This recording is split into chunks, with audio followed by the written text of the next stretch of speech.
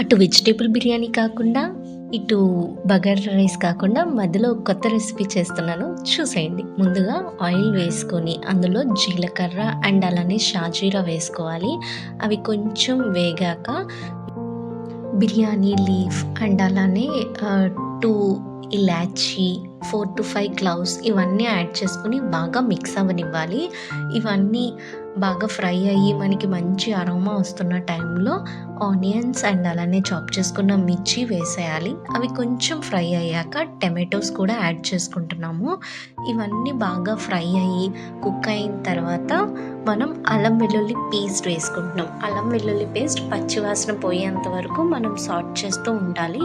And అలానే ఈ స్టేజ్లో మనకి కావాల్సిన స్పైసెస్ అన్నీ యాడ్ చేసుకొని వాటర్ పోసి బియ్యం వేయచ్చు. లేదా ఇప్పుడు నేను చేస్తున్నట్టు ముందుగా వాటర్ పోసేసి ఆ తర్వాత మనకి కావాల్సిన స్పైసెస్ అన్నీ వేసుకోవచ్చు.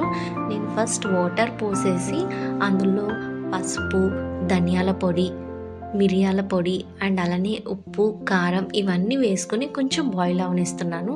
సో దట్ ఇంకా మనకి స్పైసెస్ అన్నీ వాటర్లో బాగా కలుస్తాయి కదా అన్నట్టు.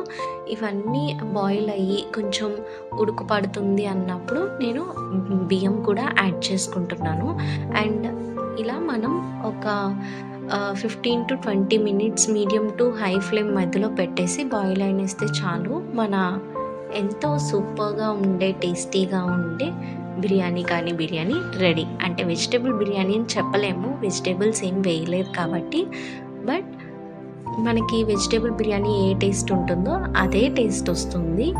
అండ్ దీనికి మనం బిర్యానీ గ్రేవీ కానీ లేదా పన్నీర్ కర్రీ కానీ చికెన్ కర్రీ కానీ కాంబినేషన్గా యాడ్ చేసుకొని తినొచ్చు. అండ్ నేనైతే ఆ రోజు బిర్యానీ గ్రేవీ చేశాను. బిర్యానీ గ్రేవీతో ఈ రైస్ కాంబినేషన్ అయితే చాలా బాగుంది. That's it. Thank you for watching. And ఈ బిర్యానీకి ఏదైనా నేమ్ ఉంటే నాకు కమెంట్స్లో పిన్ చేయండి.